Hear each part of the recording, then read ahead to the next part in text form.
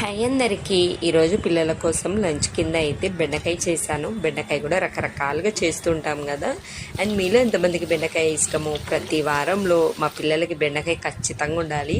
చాలా ఇష్టంగా తింటారండి. ఇలా ఒకసారి ట్రై చేయండి, మా పిల్లల ఫేవరెట్. ఇలా మీరు ఒకసారి ట్రై చేయండి, మీ పిల్లలు కూడా బాగా నచ్చుతుంది. కొంచెం ఆయిల్లో ఆవాలు, జీలకర్ర, కొంచెం పచ్చిమిర్చి, కరివేపాకు వేసుకొని బిగ్ సైజ్ ఆనియన్ ఒకటి వేసుకోండి.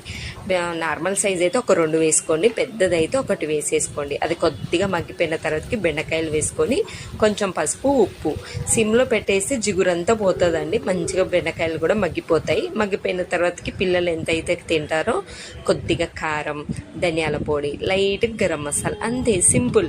సో ఎంత టేస్టీగా ఉంటుందంటే, డ్రైగా ఉంది అన్నంలో కలుస్తుందా లేదా అని అస్సలు అనుకోండి.